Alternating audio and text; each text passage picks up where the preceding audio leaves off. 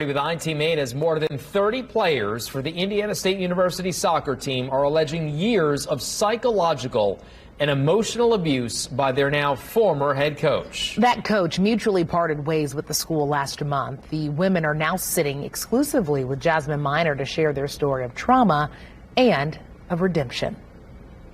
17 pages worth of players keeping track of the manipulation, anxiety, depression, even body dysmorphia stemming from the verbal abuse they say they suffered from former head coach Julie Hanley. It's known as the binder, and it was just the beginning. Some have found healing. Others, it's still haunting. You were weekly giving your weight. Weekly giving every intake of food that I had. Like, I would write down every single, calorie, carb. That's just one bullet point. For a while, I would really not eat much throughout the day, and then at night, I'd be starving. You were binging. Yeah. In 17 pages.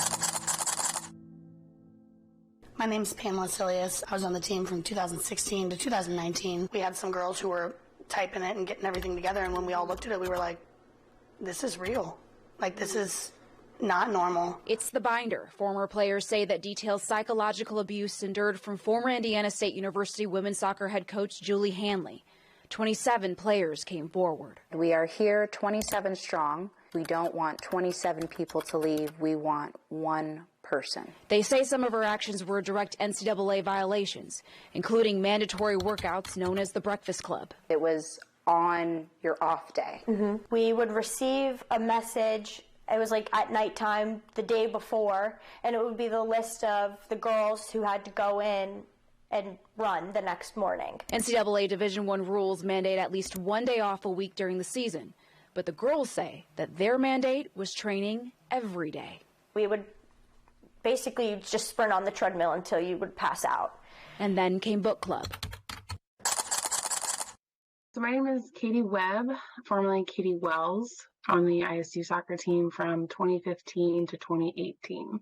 We would read certain passages that we were sent. Passages describing difficult personalities with players' names written down by Coach Hanley. And I think once that email came out with preconceived names and notions of what your personality was on this team, I think it broke some people.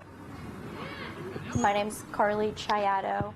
I was at ISU from 2016 to 2018. She gave us each cards of our players, and we had to write a negative and a positive about said player. And the only thing I remember was that the negative that was written about me was that I cared more about partying than I did about soccer. And I didn't even know what to say. They tell me it was even harder to watch their injured teammates forced to be on practice equipment duty. Girls who were recovering from ACLs and were treated more like field managers in the moment, fetching balls, grabbing cones. We're on a football field, and it's turf. One ball gets hit too far, that's 100 yards of walking right there. And this binder?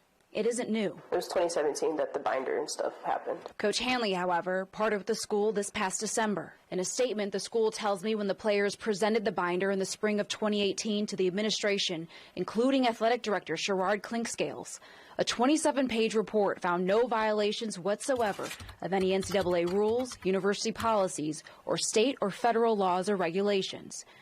But they tell me the lack of support came at a cost. My name is Jaslyn Rowan. I was on the soccer team from 2016 through January of 2018. We're not 27 strong anymore. A lot of the players who had something to do with that binder were released from the team. And say 12 to 15 players were cut from the team And you end up leaving. I did, yes. just left, while the cost lingers on. My doctor and I have talked about me going on an antidepressant for any type of postpartum care in the future. Yeah, when you become a mom. Yeah, that is a time where I am going to be more vulnerable to her negative comments about me. I was never used to be this way prior to my college experience. So that was the new discussion we got to have after finishing college. The National Women's Soccer League, they had an investigative report done where they found verbal and emotional abuse was systemic from youth soccer all the way up. From mostly coaches. Yeah, I would agree with Yeah, that. I would agree. Players, we internalize that. Like, we want to please our coaches, because if we don't please our coaches, then we won't play. A spokesperson for the school tells me they took significant measures to ensure the welfare of the women as students and athletes in the women's soccer program. A specific action plan was implemented for the head coach. An ISU board-certified psychologist ensured the students' well-being. Do you think the school was trying to cover their tracks? Absolutely. Oh, absolutely. Yes. I think the administration failed this team, and I believe that, they're still failing this team. These things are happening. Listen to your athletes.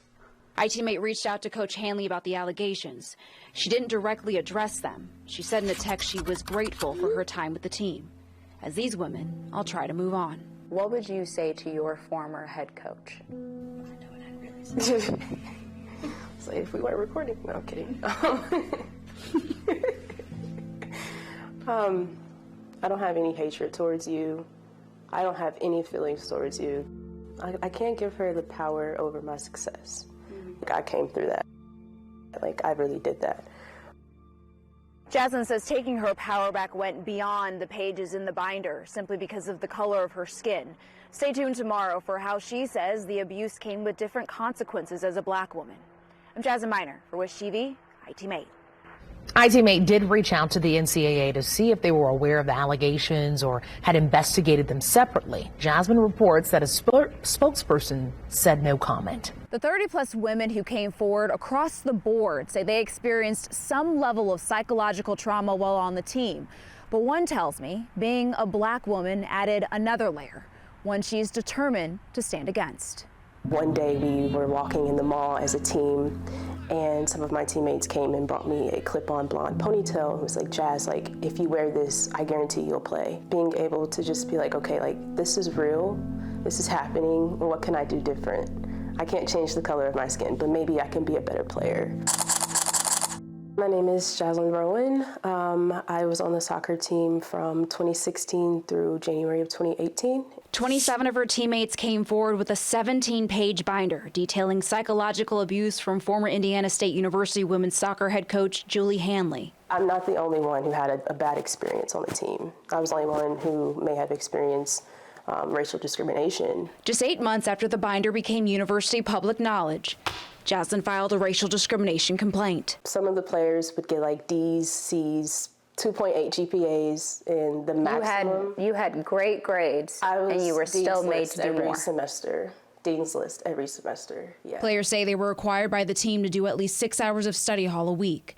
But Jaslyn, who eventually became top in her academic class, says she was forced to do 10. Her former teammate, Carly Chiata, was stunned. I didn't even know you had to do 10 hours either. We had weights. I remember that. And then you have class, and then like training, and then you had to go to, like, how do you even fit 10 hours in? That's almost half a day. It's just a small part of the many allegations in the complaint, including lack of playing time, direct comments on her hairstyles, and a fear to touch the ball and face consequences for making a mistake.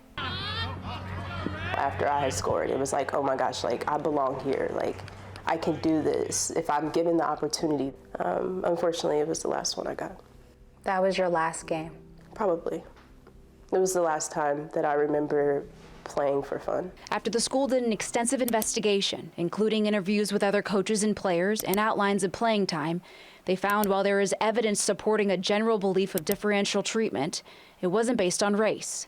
1 month later, they asked me what I wanted from all of this. Am I looking for more playing time? And I said, no, I'm not looking for more playing time. I'm just looking for you all to get cultural competency training. Did they get that? No. She was cut from the team. It was a clear slap in the face. I don't remember the last time I touched a soccer ball. Sorry. It was really hard. According to NCAA data from 2018, black female soccer players in the Division I Missouri Valley Conference made up just 1%. Nationwide, just 7%. I witnessed it too, but to hear it back and to kind of sit here and say, like, that was her experience and that's what happened, it's wrong. Her experience stood out for her former teammate Pamela Silius. Jaslyn was one of 2 black women on the entire team. Do you two feel like Jaslyn deserved more playing time? Of course. I think everyone deserves a chance, and she never got that. For these players, the ultimate blame isn't just with their coach, but ISU Athletic Director Sherrod Clinkscales. These women say he failed them. That was the athletic director's first hire. Definitely trying to cover their tracks. Now it's about picking up the pieces. Even life after sports they control, and it isn't until you release that, until you're able to find out where you're really supposed to go and who you're really supposed to be. And bringing what was hidden into plain sight as a team. We're going to tell you what we're going through, so listen to us, hear us. When I asked Coach Hanley specifically about the allegation of racial discrimination, she simply said she was grateful for her time on the team. You can read more about this story right now online at wishtv.com. I'm Jasmine Miner for Wish TV, ITV8.